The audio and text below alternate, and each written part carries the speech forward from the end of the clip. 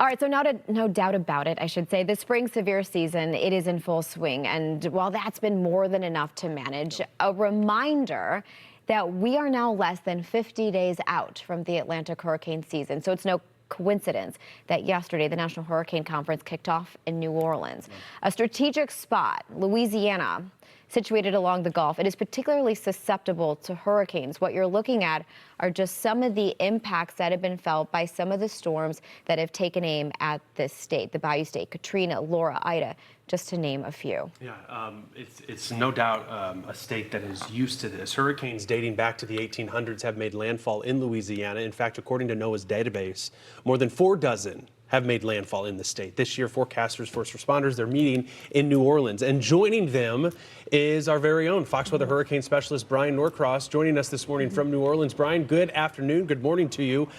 You're in town for the National Hurricane Conference, but there is a reason why New Orleans was chosen to play host for the conference. Yeah, 20 years since Katrina, of course. It's on everybody's mind here. Yeah. But as life goes on in New Orleans, too, the French Quarter Fest was this weekend. The Strawberry Fest was this weekend. So, I mean, New Orleans is back and functioning and so forth. But when you come here to the lower 9th Ward, so this is where it first started that we knew about. It turns out there was flooding in the city before about 7:45 that morning, August 29th in 2005. But it was this flood wall, or the flood wall, that was here before this new massive system that's been built since, that failed in 2 places. A flood wall and a levee failed, and the water from the industrial canal over there, this is one of the many canals that crisscross this city. This is for to improve shipping into what was going to be the port of New Orleans to the north. That rose up against this flood wall, and they just weren't built like they are now. The water undermined the wall, and the wall tipped over. So if you can imagine, you had water up near the top of the wall from that canal. This was all filled with water, and then the pressure undermining and scouring out underneath of the wall tipped it over, and then this wall of water literally flooded into the neighborhood. So let me show you. This is the Claiborne Avenue Bridge that comes over into the lower 9th Ward. And then look over in the neighborhood over here, and you can see even to this day, there are empty lots and places where homes have never been rebuilt because the water just scoured this neighborhood. And of course, we all remember the incredible pictures that we saw of people on their roofs because the water was up to roof level here, and they used hatchets and whatnot to get out on the roof if they could.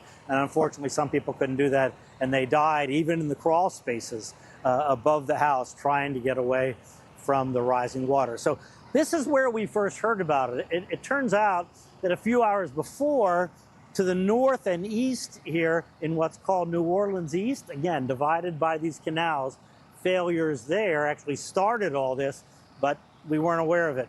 But I remember broadcasting that morning, Stephen and Marissa, and the first alert that I got was just before 7:45 a.m. Central Time, 8:45 Eastern Time, that the flood walls had failed in the lower 9th Ward, flash flood warning in effect. And once that started, we just didn't know what was going to happen. As it turned out, of course, that same mechanism that caused the walls to fail here failed on other parts of the city.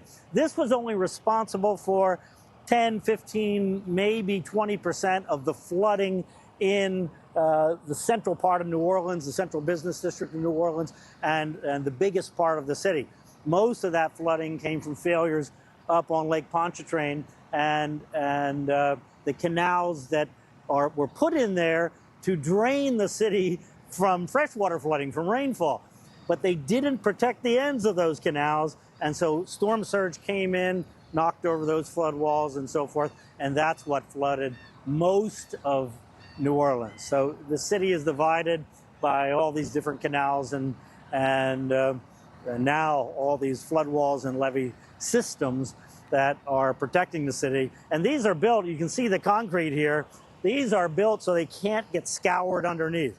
There's concrete here, and if you look at those flood walls over there, look outside, and you see there's a concrete pad that goes down to keep that from happening again. So if we have a hurricane that makes this water rise here up to and over top these flood walls, and it's very possible a big Category 2 hurricane could do that on just the wrong track, but these flood walls should stand so that the water comes up, it comes in, the pumps go into action, and hopefully the flooding is not too bad inside the city, and then the water goes down and the flooding stops.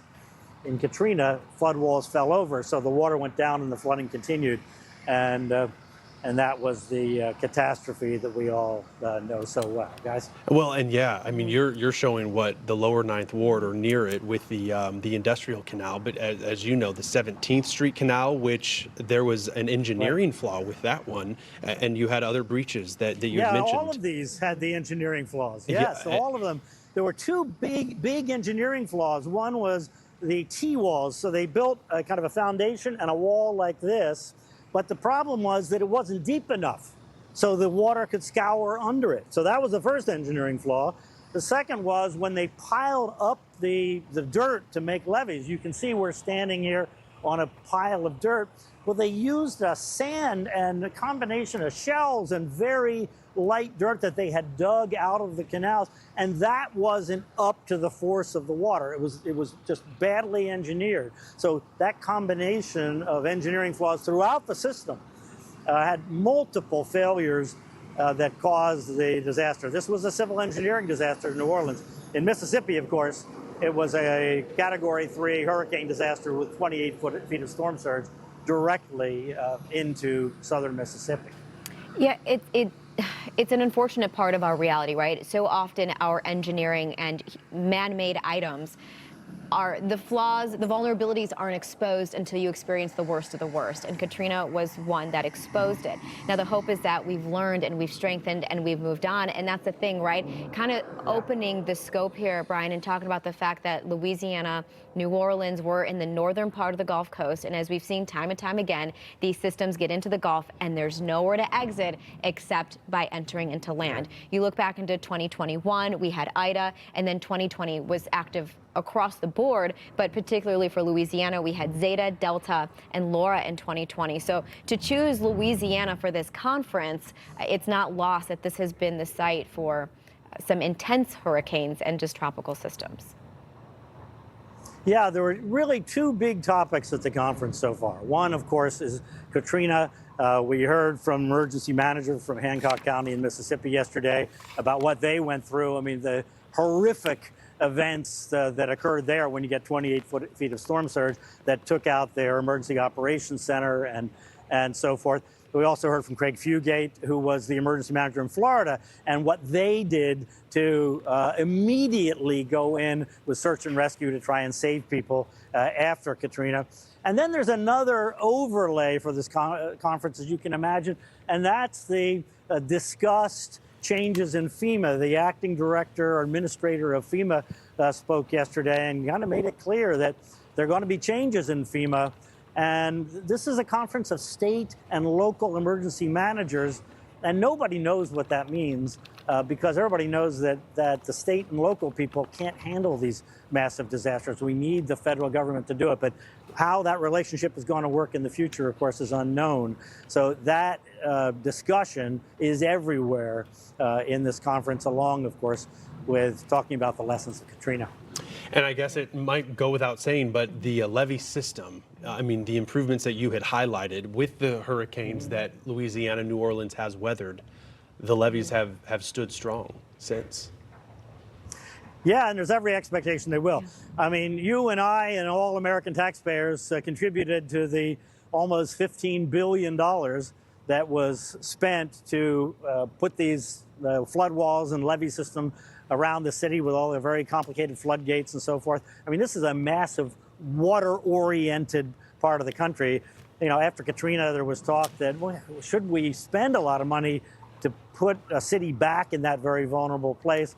But, you know, the United States depends on New Orleans because this is where the Mississippi comes down into where commerce from the entire middle part of North America comes down to the Gulf, the petrochemical industries and so forth rely on New Orleans being a vibrant city. And of course, New Orleans is one of the most vibrant cities anywhere in the world in culture, in food, and just the richness of this city that is unique in the United States and really unique in the world. Yeah. Yeah, and I'm sure, Brian, the discussion as we look ahead to the season, CSU putting out their first forecast for the season, a little bit above average is what they're forecasting now for the Atlantic. We'll see them tweak that and reissue an updated forecast in the start of June. But I'm sure that's a part of it too, right? I'm sure a lot of questions you are yielding of, all right, Brian, what should we be planning for, We should be planning for a hurricane. Everybody in the hurricane zone and well inland, as we have learned last year and we learn over and over again. If you're within striking distance of a tropical system, you need to know what you're going to do if it happens to come this way. Even if it's only one, it doesn't make any difference. It's a horrible year if it comes your way. And we appreciate, Brian, the fact that you're pulling double duties here because you're participating in the National Hurricane Conference, but then also giving us that perspective of the levee system and just how intricate, complex it is to sustain New Orleans, Louisiana. Brian, good to see you. Thank you for that. Appreciate it.